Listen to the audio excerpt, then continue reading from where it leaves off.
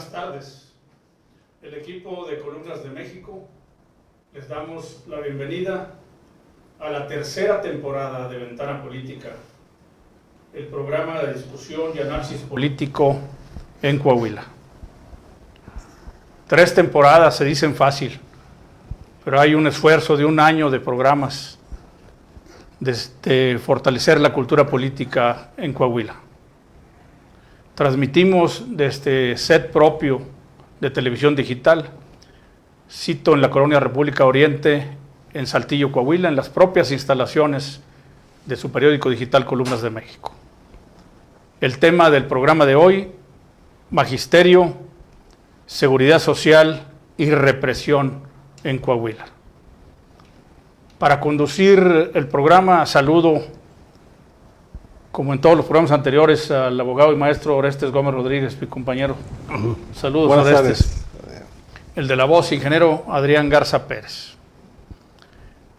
Invitados de lujo en este programa para abordar el tema, 2 conocedores pertenecientes a la Coalición de Trabajadores de la Educación. Saludo al profesor Gustavo García Torres. Bienvenido, Gustavo. Gracias, Adrián. Aquí estamos. No diría como Tres Patines, aquí como todos los días, pero sí ya frecuentemente. Pero sí, bienvenido de nuevo. Bienvenido.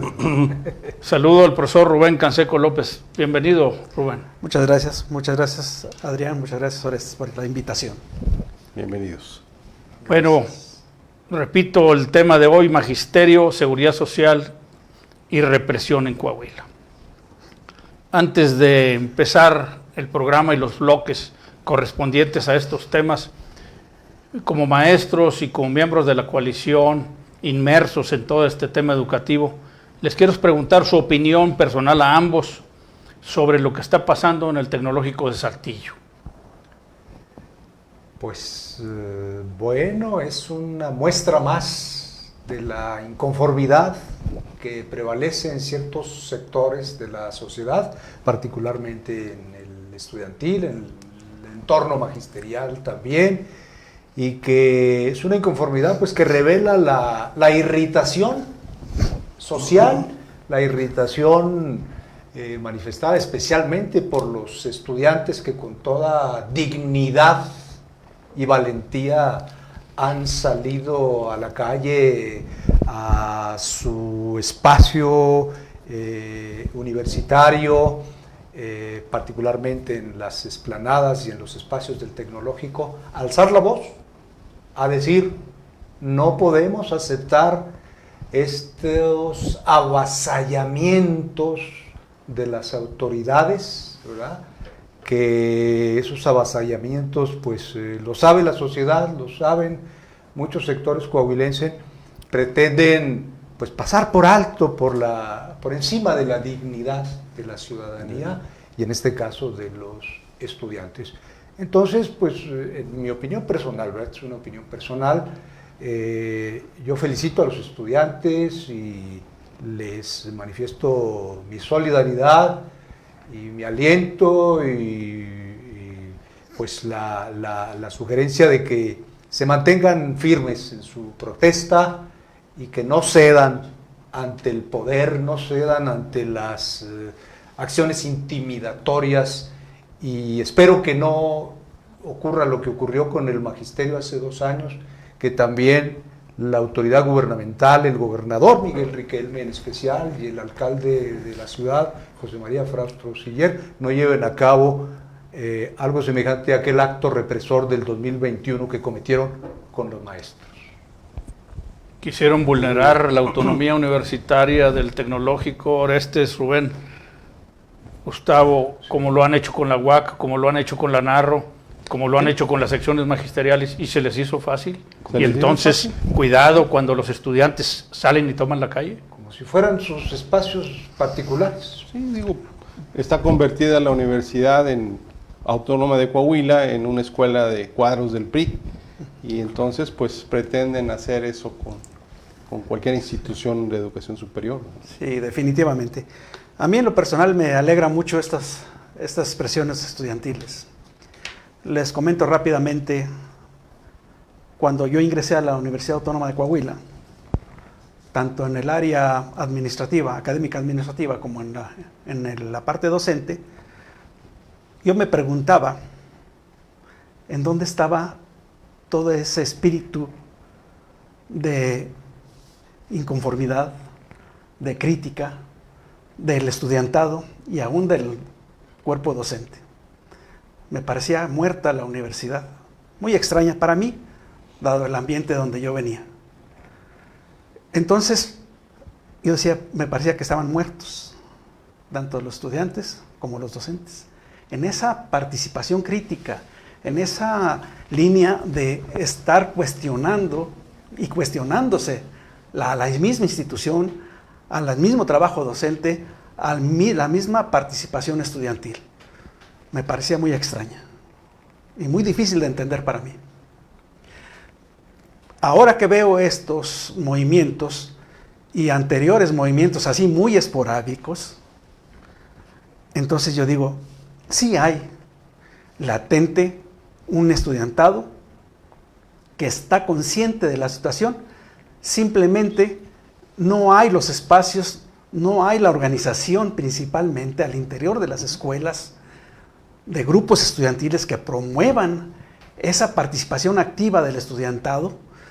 Aparte de hacer su papel como estudiante, debe ser un estudiantado crítico de las autoridades universitarias, de las autoridades municipales, de las autoridades gubernamentales.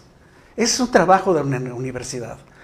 Yo decía, ¿por qué la universidad no sale hacia la comunidad? ¿Por qué está encerrada siempre acá?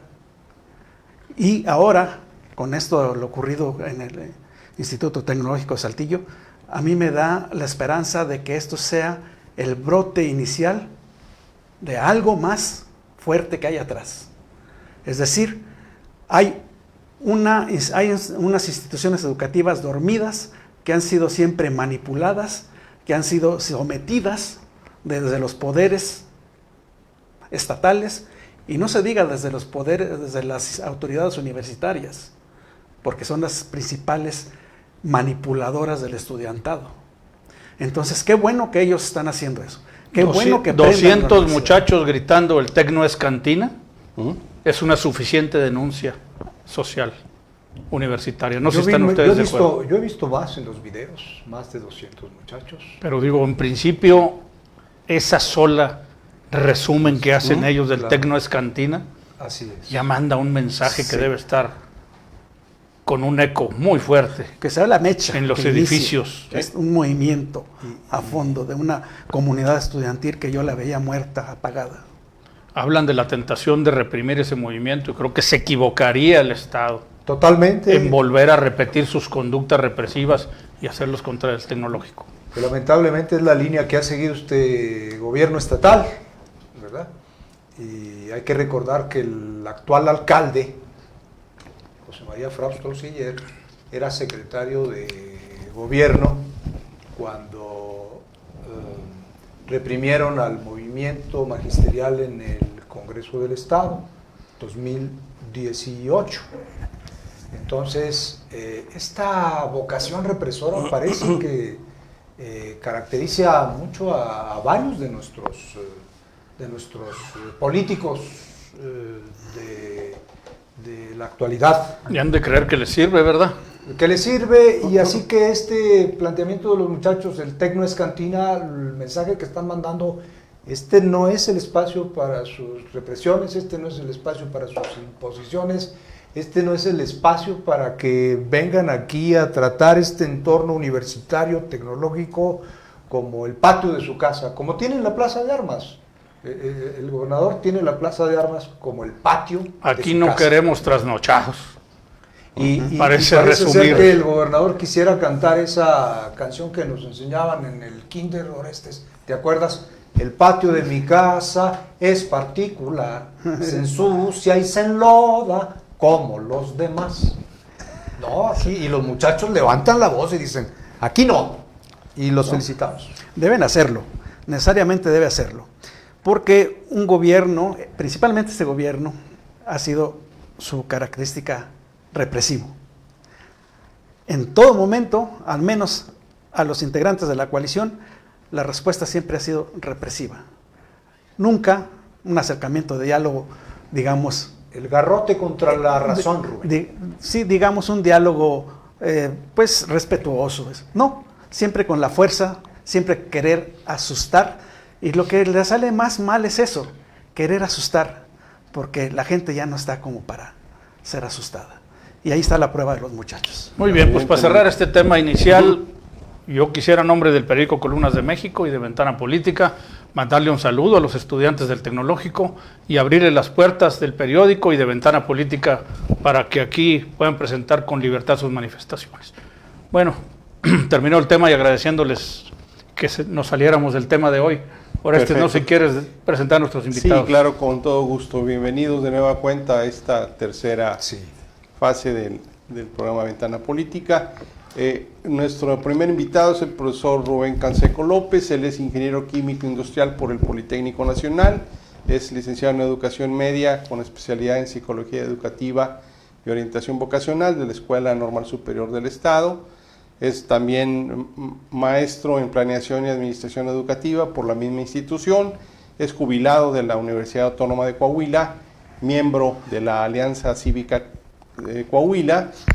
Fue consejero electoral distrital del Distrito Séptimo del INE en el 2000 y también consejero electoral del mismo instituto en el 2012.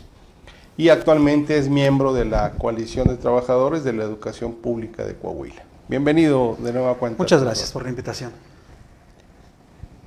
Y bueno, pues nuestro siguiente invitado es el profesor Gustavo García, y él es maestro pensionado con más de 30 años de servicio, es actor y director de teatro con 43 años de trayectoria, representante de Coahuila en festivales culturales y artísticos nacionales, integrante de grupos pro defensa de derechos humanos, sociales y culturales y promotor de la democracia y la dignificación sindical. Habría que agregar hoy cantante. Y aparte de hoy es cantante de rimas escolares. De rimas escolares.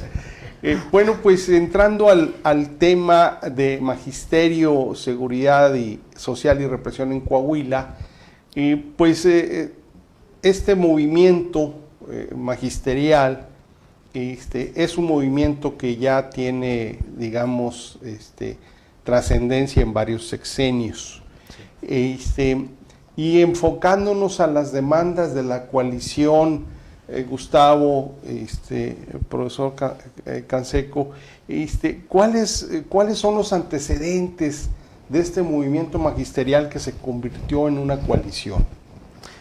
Mire, yo me incorporo al movimiento de defensa de la seguridad social de los trabajadores de la educación pública de Coahuila, allá por 2010 aproximadamente. Principalmente con la gente de la Narro, que era el contingente más grande en ese momento. Docentes del sindicato de académicos de la Narro, también personal administrativo del sindicato de personal administrativo. Ellos traían el mayor contingente y yo recuerdo a 3 personas de la Universidad Autónoma de Coahuila, allí. A algunos de la sección 38. Poquitos. Va empezando a propagarse este movimiento de tal forma que llega un momento en que la presencia de los trabajadores activos y jubilados de la UAC y de la sección 38 empieza a verse más numerosa. La gente de la Narro también sigue presente, pero la fuerza que va tomando el movimiento se va dando a raíz de la participación más activa de gente de la UAC y gente de la sección 38, de la Secretaría de Educación Pública. Claro.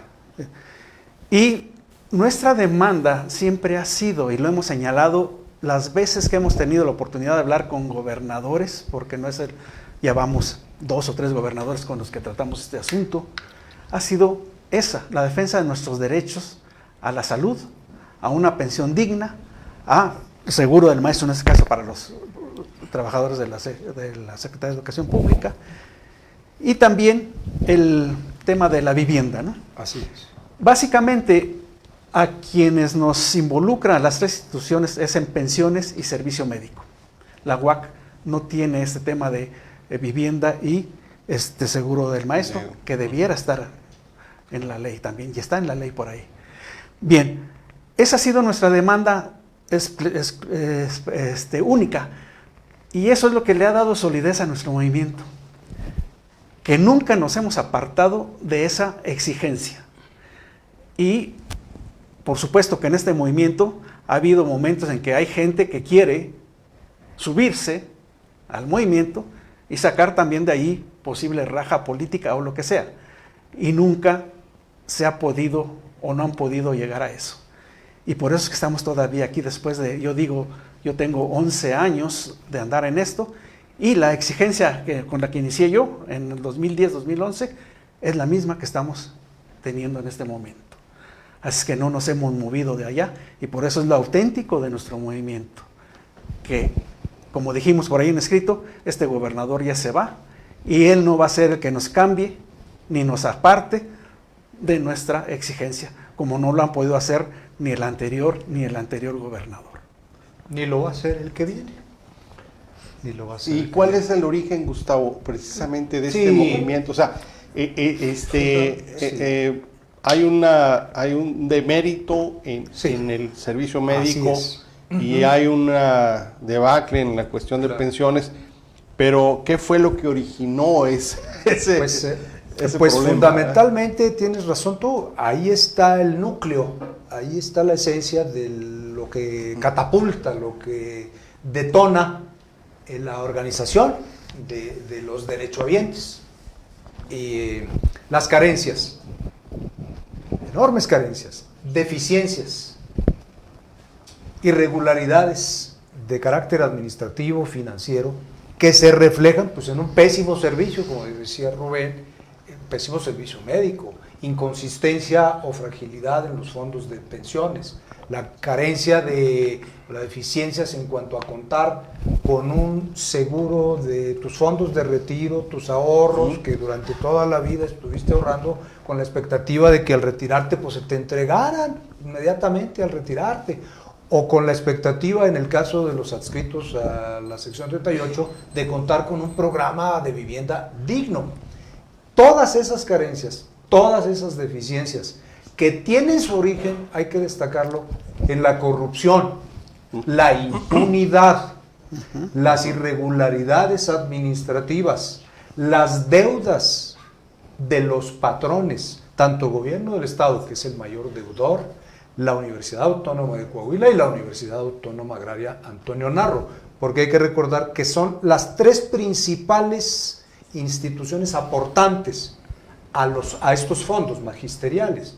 Entonces, tú conjuntas todo: corrupción, impunidad, saqueos, delitos, fraudes, desvíos de recursos, y entonces pues lo que se crea es una bomba que explota y que se refleja en todas esas deficiencias, en todas esas carencias, ¿verdad? Ahí está el origen. Eso es lo que propicia la necesidad de que tanto estos tres grupos de trabajadores que señalaba Rubén, pues nos vayamos organizando, ¿verdad? Nos vayamos uniendo y se conforme lo que se ha venido conociendo y denominando como coalición de trabajadores de la educación pública. Con una causa común. Con una causa común. Pero hay un elemento ahí muy importante que hay que señalarlo.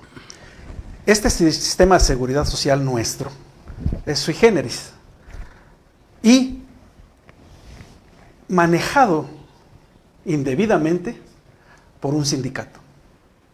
Ahí radica el problema. Si este sistema de seguridad protege a trabajadores de tres instituciones, no pertenece a ningún sindicato. Es más, hay leyes, hay un marco jurídico para ese sistema de seguridad. Pero con el uso corporativo de este sistema de seguridad, en donde el gobierno en turno lo cede o cede el manejo de estas instituciones a los líderes de la sección 38, es allí donde está donde radica el problema, porque lo han agarrado como propio este sistema de seguridad, y es lo que dice Gustavo, han ido saqueándolo. Se sabe, se dice que líderes sindicales entran siendo humildes profesores y terminan siendo ricos. ¿Sí? ¿A qué se debe? Pues a ese saqueo de esos fondos de estas instituciones. Este sindicato, en contubernio con el gobernador en turno, hacen esa dupla para manejarlo de esa manera. Y ese es el problema de fondo. Y si además está un Congreso del Estado dominado por un partido político, entonces mueven a su gusto las leyes como les convenga. Un día hay una iniciativa que modifica una ley para incrementar las aportaciones de los trabajadores, otro día la mueven para incorporar seguros o coaseguros, algo ilegal. Claro. Entonces ese es el problema de fondo. ¿Cómo es que ha sido manejado este sistema de seguridad social por un sindicato en contubernio con el gobernador? Y señalamos el gobernador en turno, porque el gobernador en turno es el garante de nuestra seguridad social. Bueno, tenemos que ir al primer corte, pero dejo en la mesa una pregunta. Habló Rubén de varios gobernadores para enmarcar, porque estamos en los antecedentes. ¿Cómo estaba con Enrique Martínez el tema del magisterio y cómo empezó con los gobiernos del Moreirato, Humberto Moreira, Jorge Torres, Rubén Moreira y Riquelme? Si hay margen, antes de ir a la pausa, yo le agregaría lo que dice Rubén, que tiene toda la razón. Él menciona las causas, el contubernio, pero agrégale el silencio cómplice de los otros sindicatos que también tienen vela en el entierro, claro, porque forman parte del consejo directivo y el consejo de administración. Agrégale el silencio cómplice del sindicato de trabajadores de la Universidad Autónoma de Coahuila, el STUAC, y agrégale el silencio actual de los sindicatos de la Narro, que en su momento sí participaron activamente como integrantes de la coalición y, como bien señalaba Rubén, eran la voz cantante de este movimiento, iban al frente de este movimiento, pero últimamente se han replegado estos sindicatos. Agrégale pues ese silencio cómplice de los sindicatos. Muy bien, permítanme, tenemos que ir al corte. Vamos al corte. En un minuto regresamos.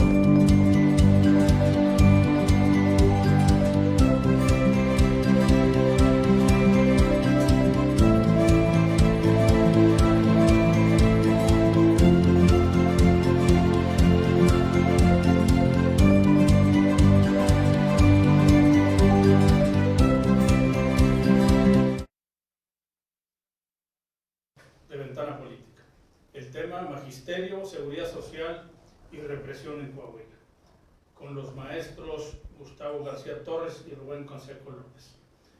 Tratábamos el tema del magisterio y dejamos la pregunta: ¿cómo estaba la realidad magisterial hacia el final del gobierno de Enrique Martínez y cómo empezó el desorden en el Moreirato, mismo que no se acaba? ¿Quién quiere contestar? Yo quiero incorporar nada más algo que quedó pendiente ahí cuando dijimos quiénes son los que han provocado esta debacle en nuestra seguridad social.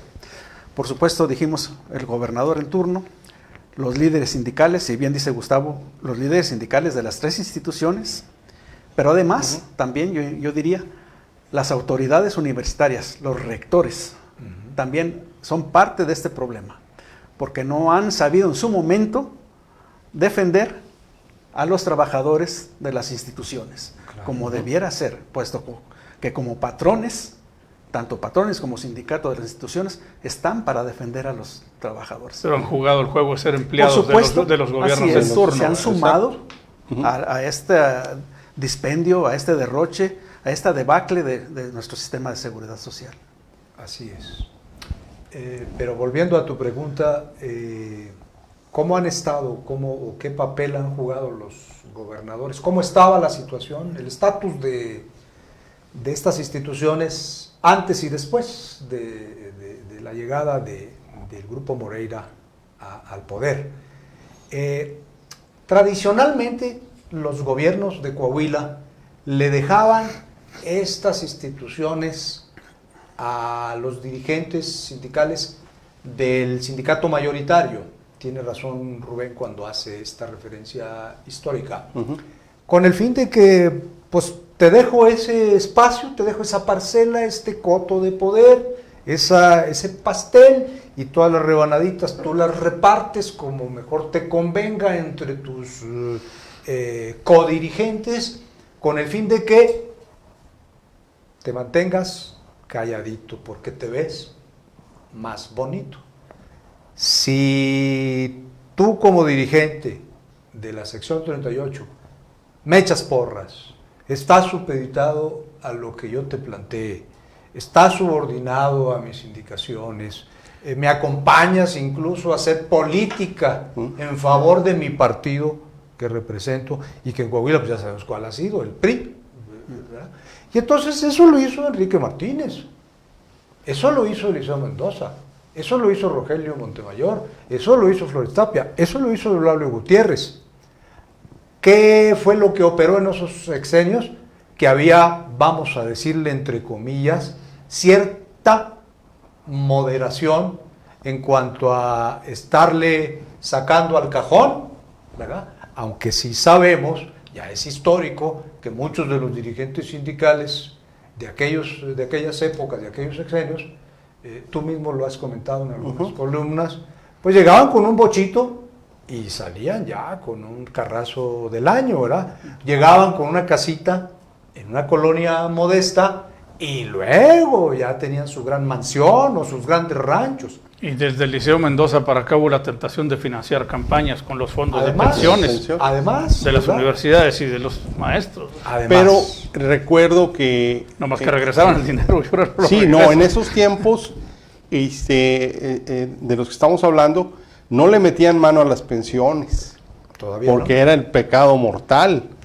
Le metes dinero a las pensiones y pues estás condenando. ni al servicio médico, ¿verdad? ni a- Sin embargo, el pecado mortal es el hecho de meterle mano a las pensiones para financiar campañas políticas. Claro. Y luego no reponer el dinero por parte del gobierno. campañas ¿verdad? políticas y patrimonios personales de los Ah, no, dirigentes, definitivamente, ¿verdad? ¿verdad? Habría que recordar, por ejemplo, que la Auditoría Superior del Estado ha presentado denuncias penales, no nosotros, la Auditoría Superior, desde el 16, el 18, presentó denuncias en las que registra una cantidad aproximada de 1.300 millones de pesos que habría sido el daño al patrimonio de estas instituciones, pero nada más del periodo 2012 al 2016. Cuando funge como secretario general de la sección 38, Rubén Delgadillo Romo, actualmente ratificado por la secretaria general Isela Miserio, que ahí lo mantiene, En una en cartera. el director del Fondo de la Vivienda. Y entonces, esa ha sido las circunstancias que han rodeado a este problema, ¿verdad? Y pues parece que no se le ve salida porque el gobierno del Estado no quiere indagar sobre esas denuncias. Entre las peticiones que nosotros hacíamos reiteradamente en nuestras demandas en el plantón, ¿te acuerdas, Rubén? Se incluía investigar las denuncias y presentar resultados. ¿De cuáles denuncias? Ya las referí, de las que se refieren solo a aquel periodo 2012 al 2016, que son las que existen penalmente. Pero, curiosamente, la auditoría cerró los ojos a los años anteriores, del 2008 al 2012, cuando fue formalmente dirigente sindical Carlos Moreira. Y ya no le han rascado a fondo realmente, del 16 para acá. Entonces, si no más de un periodo de 4 años, son 1.300 millones, ¿para cuánto te gusta que le hayan salido alas a los muchos millones de pensiones del Fondo de la Vivienda, del Seguro del Maestro y del Fondo de la Vivienda en los años previos al 2012? Vete hasta el 8, vete hasta el 2000, vete hasta el 90. ¿Y para cuánto te gusta que sigan saliéndole Lo que alas se sigue haciendo. a esos millones de pesos? Exactamente. Entonces no se ponga orden estrictamente. Yendo a iniciar el segundo tema, podemos resumir que ustedes participan en el movimiento, la coalición se forma en el último año de Humberto Moreira, empiezan a surgir pues las primeras dudas y circunstancias, entra el gobierno de Rubén Moreira y ante el gobierno de Rubén Moreira, ¿cuál fue la postura del gobierno del Estado, del sindicato y de la coalición? Bien, la postura de los gobiernos con los que hemos tratado siempre ha sido de hacer razón. Nunca ha habido de parte de ellos la iniciativa de decir, vengan, vamos a dialogar, vamos a tratar de resolver este problema. Ha sido la presión nuestra lo que les ha obligado a sentarse en la mesa con nosotros. En 2016 con el plantón, primer plantón que duró como 70 días, yo recuerdo una expresión de Rubén Moreira que decía, son unos pocos. Cuando yo vea la plaza llena, es cuando a lo mejor empiezo a... Lo recibo. Sí. No hubo necesidad de que llenáramos la plaza. Con la gente que estábamos allí, lo obligamos a sentarse a la mesa con nosotros. Como un hombre que es, y todos le reconocen, hábil políticamente, empezamos a dialogar. Reconocía la problemática que hay en nuestro sistema de seguridad. Señalaba que teníamos razón, que teníamos la razón jurídica, y además siempre la hemos tenido, pero el problema era de dinero, que ese era el tema. El problema era que no había dinero. Y nosotros siempre le señalábamos, y no hay dinero por esto, y por esto, y por esto, y por esto, y por esto. Abre esa mesa de diálogo. Empezamos posteriormente a tener mesas de trabajo, ¿sí?, para abordar los temas particulares de pensiones, etcétera, etcétera.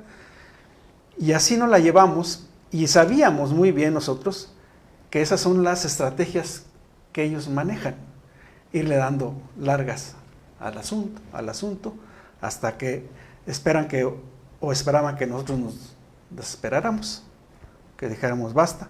No, nunca caímos en ese juego, y lo que nosotros empujábamos que ellos rompieran las mesas de diálogo.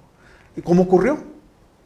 De repente, en una ocasión, dice, ya no va a haber nada de este diálogo, y ahora sí que háganle como quieran. Eso fue con Rubén Moreira.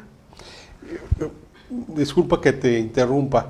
Recuerdo que en 2011, bajo el régimen de Jorge Torres, se expidió una nueva ley de pensiones, o una nueva ley relacionada incluso con el servicio médico y demás. Tuvieron... Te la preciso, Orestes, tienes razón. Era una ley que pretendía cohesionar las 4 instituciones, ¿verdad?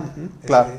Y esa ley primero se expidió, y a los cuantos días, al darse cuenta que pues corrían las elecciones para gobernador del estado, y Rubén pues era el candidato, la abrogaron.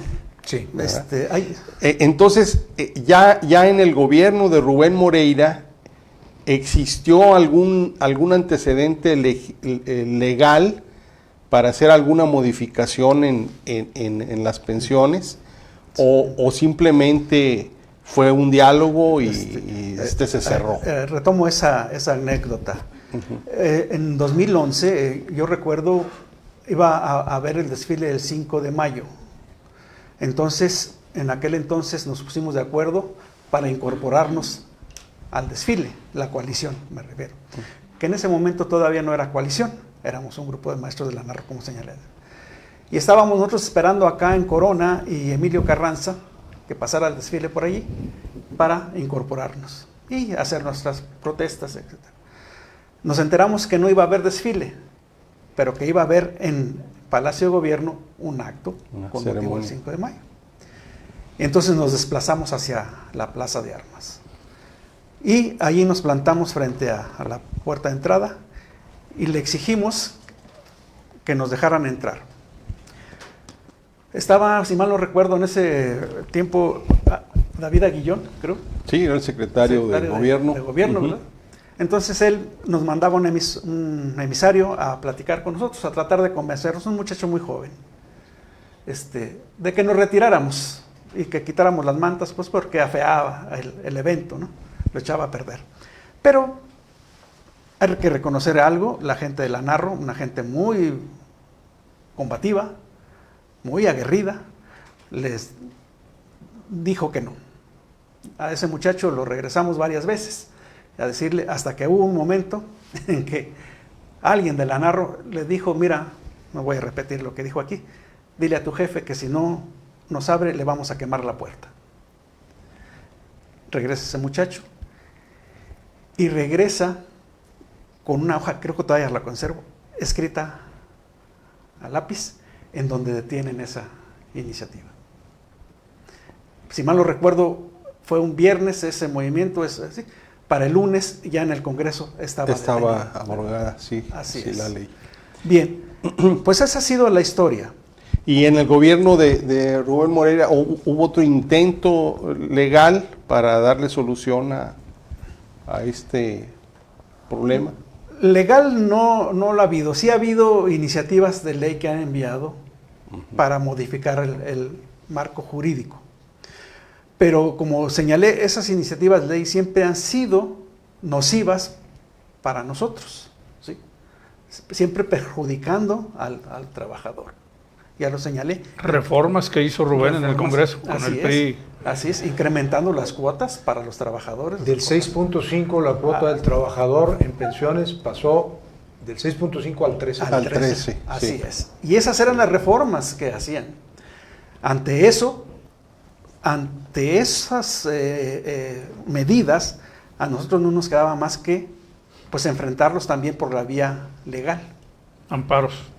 Claro. Amparos, Que empezamos. hemos ganado varios, ¿verdad? Acciones Por de supuesto que sí. inconstitucionalidad. Y lo más espectacular, por así decirlo, fue que en los primeros amparos en contra de estas leyes, yo recuerdo que en todo el estado juntamos, si mal no recuerdo, cerca de 3,000 amparos. Aproximadamente 3,000 personas. 3,000 personas amparadas. Pretendían ampararse. Muestra del malestar que había en el gremio magisterial. Sí. Seguramente esta respuesta no se la esperaban las autoridades y es allí donde nuestro movimiento va teniendo más consistencia a nivel estatal, porque entonces las regiones ya empiezan a incorporarse a esto, porque originalmente surge nada más aquí en Saltillo y en Torreón también, ¿verdad? 2 profesores, maestros, hijos de maestros. 3. Hijos de maestros. 3 profesores. No, pues Humberto Moreira y Rubén Moreira me refiero, 2 profesores. ¿Y Carlos? No, pero 2 gobernadores, me refería. Gobernadores. 2 gobernadores, hijos de maestros, nietos de maestros, bisnietos de maestros, los más antiguos, más ilustres. Y vinieron a vengarse del gremio, que los hizo, que les dio el poder. Pues una vergüenza No, para no, la familia. no es una traición. Sí, ¿O cómo es le vergonzoso para la familia, para el historial que traía la familia en el ¿Qué terreno. pensaría don docente? Rubén Moreira Cobos si viviera? Pues yo creo que renegaría de ellos, seguramente, porque esas acciones que han llevado a cabo han sido terribles en el sentido de atentar contra nuestra vida, porque eso es lo grave. Eso ha sido lo grave, que nuestra vida la han puesto en juego al deteriorar tanto el servicio médico para nosotros que ya somos gente de la tercera edad, que ya vivimos con tratamientos permanentes. El día que a alguien le falta la insulina o las pastillas para la presión, eso es atentar contra la vida de las personas. Y los ejemplos, bueno, pues son clásicos, ¿verdad? Yo como miembro también del magisterio, claro, pues no dudábamos en asistir a las clínicas de la sección 38 por la calidad de los medicamentos. Recuerdo que había subrogaciones hasta para hospitales de primer nivel en Monterrey, para que se fueran a atender los los maestros. Así es, claro. Y llegar hoy día a las clínicas de la sección 38 y que solamente haya paracetamol. Si bien te va. Si bien te va. Entonces, Una decepción, es definitivamente No decepcionante. hay que descartar ni olvidarse también, Adrián Orestes, de el contubernio del CENTE, tanto a nivel nacional como a nivel local, obviamente. Recordemos que quien viene a imponer a Carlos Moreira como secretario general de la sección 38, ¿lo recordarán ustedes? Fue Sí, el Bester Gordillo, sí. Morales, quien le brinda toda la protección en su momento.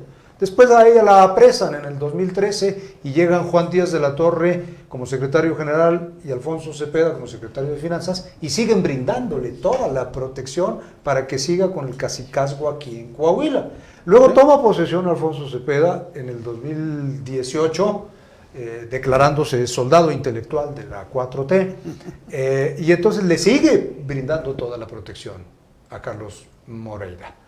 El mismo secretario general actual, Alfonso Cepeda, sigue indiferente, indolente a la problemática que prevalece y sigue pues aparándose en su puesto para, dicen los documentalistas que lo han registrado en artículos, que pues más interesado en favorecer ciertos negocios, ¿verdad? De la familia, ¿verdad? Y por eso pues su plegarse y disciplinarse tanto a nivel federal al gobierno de la República y al gobierno estatal para que no se vean afectados sus intereses. Jugando con dos etiquetas distintas, ¿no? Por un ¿verdad? lado Morena ya en... Vamos a nivel ir al nacional segundo y después corte para terminar este tema de la incursión del Sindicato Nacional y el daño que también directa e indirectamente le ha hecho al Magisterio de Coahuila. En un minuto regresamos.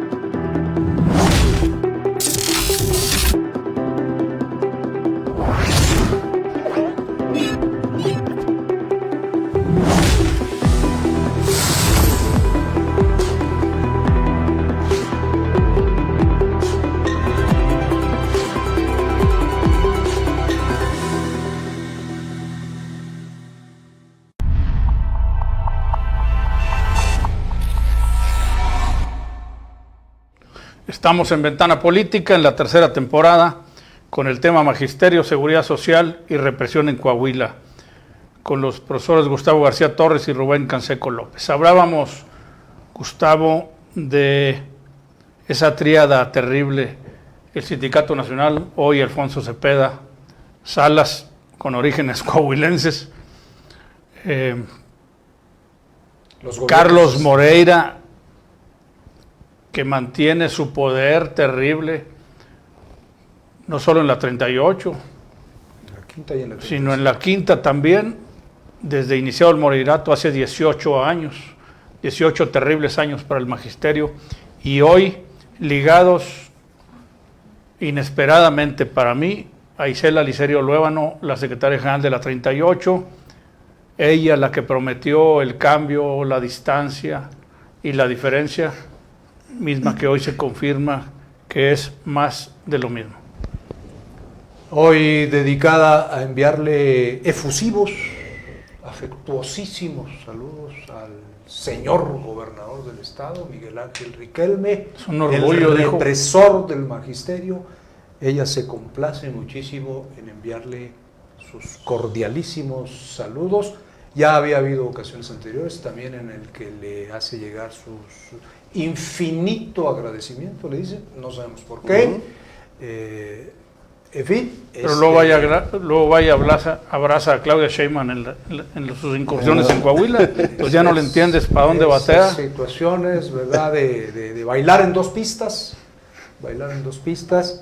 Entonces, pues la gran decepción resultó, en efecto, la nueva dirigencia por ahí acompañada también de un grupo que se hacían llamar, al parecer, los genuinos, los originales, o los auténticos, pero parece que resultaron también copias al carbón, no eran tan originales.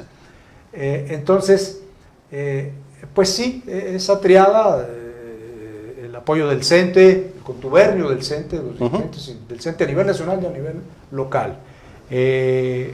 Carlos los Moreira. gobernantes, los gobernadores, ¿verdad? Los gobernadores, incluido el actual, y pues, Carlos Moreira, aquel que dijo que Riquelme era la sirvienta de los Moreira. ¿Tú recuerdan eso? pues, Ese yo no berrinche le que oí hizo. esa expresión.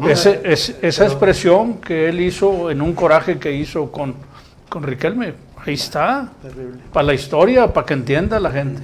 Para que entienda. Sí, la dirigencia actual del sindicato de la sección 38 que recae en esta mujer es muy importante porque todas las acciones que ella haga o deje de hacer repercuten en el sistema de seguridad nuestro. Por el hecho de tener el sindicato mayoritario y ser quien maneje este sistema de seguridad. Cuando ella es elegida, mucha gente del magisterio, y principalmente de la sección 38, pensó que verdaderamente iba a haber un cambio. Es circunstancial, se da circunstancial la elección de ella como dirigente, dada toda esta trascendencia que hubo en el cambio en la ley laboral y en la forma la apertura democrática las elecciones para elegirla. sindicales. Así es. En lo personal, yo externé una opinión muy personal, y lo señalo aquí, en cuanto a las pocas expectativas que a mí me generaba el cambio de dirigencia del sindicato de la sección 38. Y lo expresé de esta manera. Ella ha ocupado ya puestos como dirigente dentro del sindicato. ¿Sí? Está hecha en un estilo. Y volverse demócrata no es de un día para otro. La gente verdaderamente demócrata trae toda una trayectoria, una historia larga, llena de vicisitudes terribles, porque el hecho de actuar democráticamente lo lleva a uno a enfrentar al poder. Y esta mujer venía hecha ya de esta manera, así es que yo no esperaba ningún cambio extraordinario, y lo está mostrando. Exacto. Está actuando como la única forma en que sabe hacerlo, ¿sí? Entonces, allí está, y lo he dicho, ¿quién le va a poner un alto a su actuación? La base magisterial que la llevó allí. Es la única que va a ponerle un alto, siempre y cuando esa base magisterial vuelva nuevamente a tener esos... ¿Y lo va a hacer la base magisterial? ¿Ustedes esperan ese escenario? ¿Se le va a revelar la base magisterial? Y termino con esto. En mis perspectivas, no creo que la base magisterial vaya a tomar esa actitud. Claro, pero bueno, legalmente con el 33% de los trabajadores se puede formar otro sindicato. Entonces, pues de que se puede hacer, sí se puede hacer. Estábamos hablando de, digamos, dos fases ya de este movimiento magisterial, y entramos a la tercera fase, que es el sexenio de Miguel Riquelme. Sí. ¿Cuáles fueron los sucesos del 2021 que le dieron otra vez vida al movimiento magisterial y en cierto momento definieron pues muy bien su estructura? Sí, bueno, hay que recordar que Miguel Riquelme toma posesión en 2018 en un entorno pues, de muchas dudas respecto a la legalidad y a la legitimidad de su asunción al poder, ¿verdad? Cuestionadísimo por el Partido Acción Nacional y otros de oposición que ahora están plegados al propio PRI, ¿verdad? Comprensible, ¿verdad? La situación, inaceptable, pero bueno, pues ahí está, ¿verdad? Esa situación. Y entonces con él empezamos un diálogo en el 2018 para tratar de presentar algunas iniciativas nuestras en el ámbito legislativo y que se reformaran muchos de los aspectos legales que estaban siendo base para todas estas tropelías de las que hemos hablado. Iniciamos el diálogo con él, iniciamos el diálogo con quien presidía entonces el Congreso, Samuel Rodríguez, ya Chema en Gobernación, y entonces pues empezamos a avanzar en ese diálogo en el que aparentemente ellos estaban en disposición. Pero como nosotros no fuimos, no cedimos pues en sus planteamientos y no quitamos el dedo del renglón en cuanto a nuestros planteamientos, sobre todo en el 2018, que ya presentábamos nuestra iniciativa de ley en el servicio médico de que desaparecieran todos aquellos cobros inconstitucionales, porque eso eran inconstitucionales. Entonces eso ya no les pareció. Y en el 2018 viene la segunda, ahorita hablo de la primera si hay tiempo, viene la segunda muestra del carácter represivo de Miguel Riquelme contra la coalición de trabajadores de la educación. La noche, porque le gusta la noche, le gusta hacerlo esto amparado en las sombras de la oscuridad. En la noche de la madrugada del 26 de septiembre, a un grupo de 15, 16 maestros que estábamos ahí en el Congreso del Estado, exigiendo, reclamando, nos desalojan de manera violenta también. Y ahí viene lo que nosotros luego tuvimos que hacer y que ya refería un poco Rubén. Presentamos, después de aquel desalojo, con la colaboración de diputados del PAN, de UDC y de Morena, una acción de inconstitucionalidad con la cual la Suprema Corte de Justicia de la Nación vino dándonos la razón de lo que nosotros planteábamos en el 2018. Nosotros le hablábamos con razones a Miguel Riquelme y a los diputados en el 2018. Y ellos nos respondieron con palos, con garrote. Pero finalmente la Corte nos dio la razón. Ese era el antecedente. Rapidito hago una referencia a lo que dije ahorita, que esta era la segunda, porque el primer acto represivo contra el magisterio lo había hecho como presidente municipal de Torreón, contra el movimiento magisterial de Coahuila, que entonces en la ciudad de Torreón se manifestaba contra la reforma educativa de Peña Nieto, por allá en el 2014, el mismo Riquelme, ya mostrando esa vocación de represora. De porro. Primer acto, primera acción represora, 2014, Torreón, Coahuila, contra el movimiento magisterial de Coahuila. Segundo acto represor, 2018, 26 de septiembre de 2018. Tercer acto represor, el más vil, el más canalla, porque estábamos sentados a la mesa aparentemente, y en la madrugada del 14 de septiembre nos manda a las fuerzas policíacas comandadas por el actual gobernador electo, que entonces era alcalde municipal, alcalde de Saltillo, Manolo Jiménez.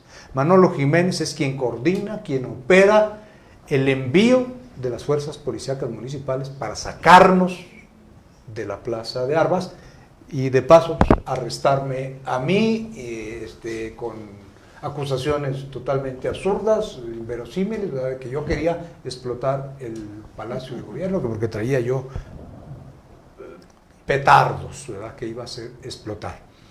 Entonces, pues tenemos un gobernador represor que va terminando, y yo esperaría que el próximo gobernador, Manolo Jiménez, aun cuando en aquella ocasión se haya visto, pensémoslo así, obligado a obedecer a su jefe político en ese momento, Miguel Riquelme, pues ojalá que en su periodo no siga con esa línea represiva, ¿verdad?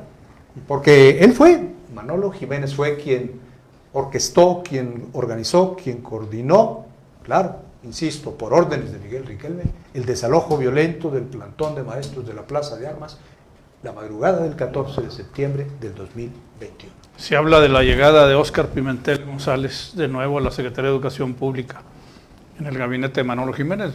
Es una especulación que yo he leído y que he escuchado en ciertos sitios de cierta solvencia para opinar. ¿Qué opinan ustedes? ¿Qué pueden esperar? Si si Óscar Pimentel, que estuvo con quién, con Enrique Martínez o con Rogelio, no Rogelio recuerdo. Montemayor. Con Rogelio en la propia Secretaría regresa a ese cargo. Bien. ¿Ustedes creen que hay una esperanza para diálogo con los maestros? Nosotros, bueno, señalo yo que la coalición siempre ha estado en la lucha, nunca ha dejado de luchar, a veces no muy visiblemente, pero sí por la parte legal siempre hemos estado en la lucha. Que ha sido una vía que nosotros hemos transitado y de manera exitosa. La otra vía que hemos transitado, que es la política, y que con anteriores gobiernos, en este caso con Rubén Moreira, que fue más diplomático para tratarnos políticamente hablando, se dio. Sagazmente evasivo, digamos. Sí, así es, hábil, digamos, en ese sentido. Cuando llega este gobernador que ya va de salida, por ahí maneja una frase que no recuerdo exactamente, que decía más carácter y menos política. Menos política, más carácter, cuando llega Riquelme. Sí. Menos política y más carácter. Y más carácter, ¿no? Como que ya daba a entender de qué se trataba, ¿no? Como De que a golpes, Así es. un Sí, gobierno garrote fuerte. Exactamente. de golpes iba a ser las relaciones. Y Así es. digamos que lo cumplió en ese sentido. Falló en otras muchas cosas, ha errado otras cosas, pero en ese sentido gobernar con el garrote sí lo ha hecho muy bien. Bien, con nosotros, en este caso con la coalición, es donde ha mostrado más esa cara de gente golpeadora, que utiliza el garrote para someter a los rivales, por así decirlo, políticos. Y en este caso la coalición ha sido un blanco de él, ya lo señaló Gustavo las veces que nos ha golpeado, y se va a ir, y le hemos dicho, y le dijimos, se va a ir sin haber logrado doblegar a la coalición. La coalición va a seguir, y con el próximo gobernador que venga, estaremos ahí, enfrentando al gobernador, exigiendo, haciendo uso de nuestro derecho a exigir esta seguridad social para nosotros. No nos moveremos de allí, no nos hemos movido de allí desde hace mucho tiempo, y veremos si este nuevo gobernador trae la intención de abrir el espacio de diálogo para trabajarlo o manejarlo de una manera más civilizada, y en este caso el secretario de Educación, que si sea probablemente es licenciado Óscar Pimentel, a ver si él tiene el tamaño, tiene la altura, está a la altura para resolver un problema que de alguna manera también él pudiera estar involucrado dada su trayectoria política. Siendo más directos, ¿no quisieran enviarle hoy desde aquí un mensaje a Manolo Jiménez, gobernador electo de Coahuila, a pocas semanas de ser gobernador? Un mensaje directo de parte de ustedes. En la línea de lo que dice Rubén, nosotros hemos siempre asumido una postura digna, firme, contundente en nuestras exigencias y en nuestras demandas. Y de ahí no nos han movido y no nos van a mover en cuanto a tener esa posición de firmeza y de dignidad. Sin embargo, nosotros siempre lo hemos reiterado. Estamos dispuestísimos al diálogo, siempre. Y ese han sido nuestros primeros planteamientos a las autoridades legislativas, a las autoridades gubernamentales. Hemos llevado a cabo acciones de presión para que se sienten a la mesa, al diálogo, porque nosotros sí creemos en la posibilidad de que el diálogo abone a la construcción de soluciones, ¿verdad? A la solución de estas problemáticas. Y en esa expectativa entonces estaríamos con el gobernador entrante, dispuestos al diálogo. De hecho, ya le dimos una muestra, le tendimos la mano y él la rechazó. El 15 de mayo invitamos a los 4 candidatos a que nos acompañaran a la firma de unos compromisos que nosotros les propusimos. A Manolo le hicimos llegar respetuosamente, cordialmente la invitación, le insistimos a su coordinador de campaña, precisamente Óscar Pimentel González, particularmente yo hablé varias veces con él, insistiéndole en que la invitación era de buena fe, con buena disposición, que no lo estábamos invitando a tenderle un 4 en ese espacio y que nosotros nos comprometíamos a que si él asistía no habría ni abucheos ni agresiones, porque así lo dijimos a los 4 candidatos. Les pedimos que se abstuvieran los 4 de llevar porras, de llevar gente que fuera a gritarles a ellas cosas a favor y a otros en contra. Entonces nosotros insistimos mucho en eso. El diálogo que tuvimos ahí en el auditorio de la ULSA, donde se llevó a cabo esa firma de compromisos, la gente, ahí están los videos, lo puede constatar, todo se llevó a cabo con cordialidad, con armonía, con respeto para los candidatos y para toda la gente que asistió. Ese mismo trato se le hubiera dado a Manolo. Nosotros estamos en disposición, y si él realmente quiere encontrar soluciones, díganselo a la Cámara directo para cerrar el programa. Estamos en la mejor disposición, ¿verdad? Absolutamente. Eso es lo que le decimos al gobernador electo. Nosotros tenemos una vocación para el diálogo constructivo. Entonces estamos dispuestos a sentarnos a la mesa, sin menoscabo de que sigamos asumiendo nuestras posiciones de dignidad, de firmeza y de contundencia en nuestras exigencias. ¿Algún Pues mensaje el final, mensaje Rubén? es este. Él ya tiene antecedentes de nuestro problema. Él ya conoce nuestro problema. No es ajeno a nuestro problema. Entonces, la expectativa aquí es que él se siente a dialogar con nosotros en un plan respetuoso, como lo hemos hecho siempre. Confiamos en que él traiga una nueva mentalidad. Su juventud es motivo para pensar que trae otra mentalidad diferente a la que del gobernador que se va. Entonces, nosotros lo esperamos con toda la intención de entablar un diálogo respetuoso y que dé muestras de que efectivamente él dice que quiere llevar a ese estado a un segundo o tercer nivel. Vamos a ver si es cierto. Aquí hay un reto, aquí tiene un reto él para llevar a este estado a otro nivel y para llevar a este sistema de seguridad social nuestro a otro nivel. Lo esperamos, con todo gusto lo vamos a esperar a que se siente con nosotros a dialogar. Ahí está la mesa, ahí está nuestra organización lista para entrar al diálogo y encontrarle respuestas efectivas, no demagógicas, no mentirosas, no falsas, como lo ha habido con los anteriores gobernadores. ¿Algún mensaje final, Orestes? Sí, 2 méritos tiene este movimiento magisterial. El primero es el haber logrado a través de su movimiento y los amparos y las acciones de inconstitucionalidad, reponer y regresar a los maestros en cuanto a sus pensiones y en cuanto a los descuentos y cuotas y demás, pues una situación más tranquila. Y la segunda, pues fue que no el patio de su casa, sino la jaula se le hicieron más grande al gobernador del estado. Así es. Muy bien. Hemos llegado hacia el final del programa. Agradecemos al profesor Gustavo García Torres su presencia, al profesor Rubén Canseco López. Gracias por estar aquí. Gracias nuevamente. Le reiteramos a la coalición y al magisterio que aquí tienen un lugar en Columnas de México y en Ventana Política para que se manifiesten en este y otros temas. Es una vergüenza la represión que Coahuila representa y esa inquina contra el magisterio en particular. Reitero a los estudiantes del Tecnológico de Saltillo que aquí está abierta la puerta del periódico Columnas de México y de Ventana Política. Amigos, muchas gracias. La cita es el próximo martes 26 de septiembre a la 1 de la tarde. Aquí nos vemos. Gracias. Provecho. Nuevamente.